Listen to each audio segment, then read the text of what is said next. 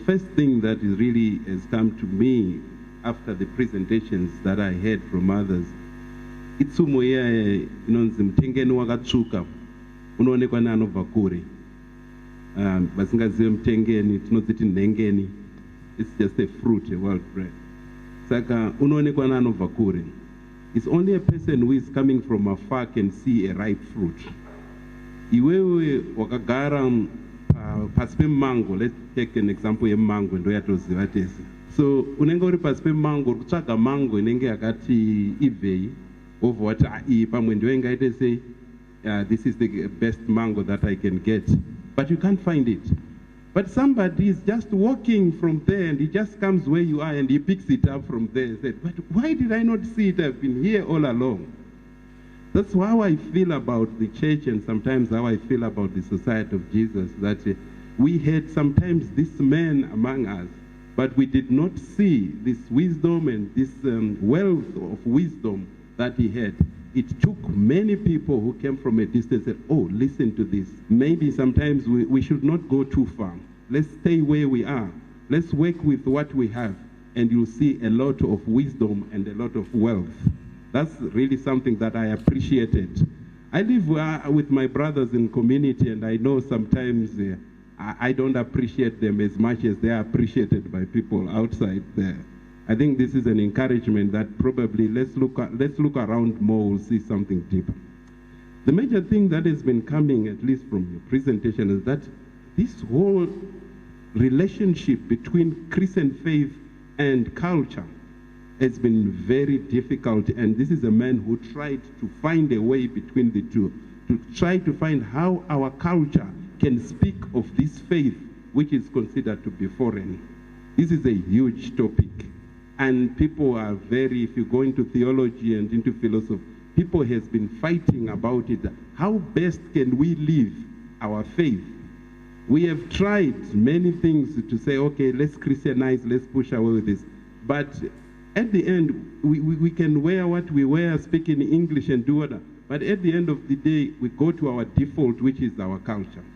I'll give you an example that sometimes when I've been doing pastoral work, you're invited to do a memorial service for somebody who has died, or you're going to unveil a tombstone somewhere.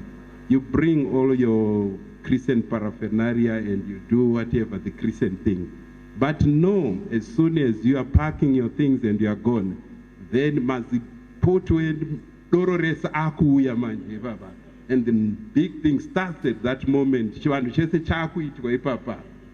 And you begin to wonder, so where are these people? They are very happy. And then you do what you do, but you can go.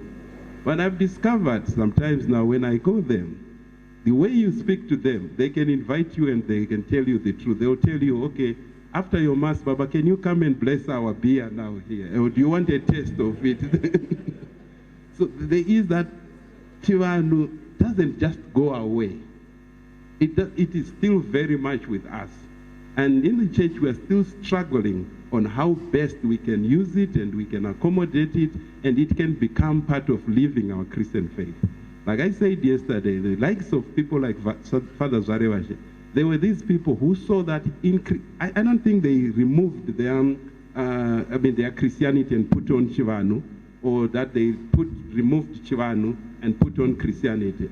But what they actually saw was that there is a God who is above and bigger than the cultural expressions of this faith.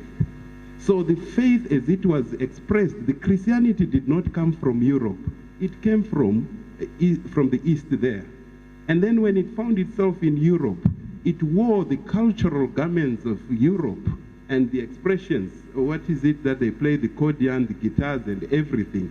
That is the way of expressing that faith which came. For us here, we have our own cultural expressions that we can use. For those who know the history of the Catholic Church, you will know that at first it was not allowed to play drums in church, because you say, oh, there's a mashali. But things have changed and said, no, we cannot play the piano, neither the guitar, because if you want an African to express their own faith, you have to play the drum. So God is above and beyond the cultural artifacts that we used to express. How then do we use this actual in our own time? And the complication now is these things have changed. People have moved. What culture are we going now to give them? How are we going now to do with the adaptation and the changes? I always tell this story about myself, that the day I left to go and become a Jesuit priest, my father and gathered the whole family early in the morning, and we all removed our shoes. And we sat down, and he took this wooden plate with a small thing of snuff, grounded tobacco bute, and put it there, and we all sat down, and he started his prayers to his ancestors. Not to stop me, but to say, here is your son, and he's going there to become a priest, and you be with him.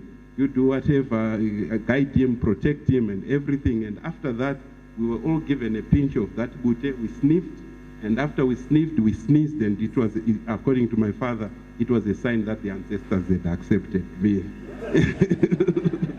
That I could go. Some people are not happy with that. No, we should have said the rosary. We should have said something else. But I think that's one of the best blessings that I got, and I've managed to survive so far for 25 years in these things since that day because of that. And I tell my brothers that, anyone who plays with me, I brought him all my ancestors. You will be it. So we have to bring all these ancestors and fight with them. Not everything, like Dr. Mabas was saying, what they say is good, but we have to behave them, and we have to fight them. And this has to be in our pastoral context, in the academia and everything. This is the major challenge, and we have not overcome it. How do we use our cultural heritage to live the Christian faith? Thank you.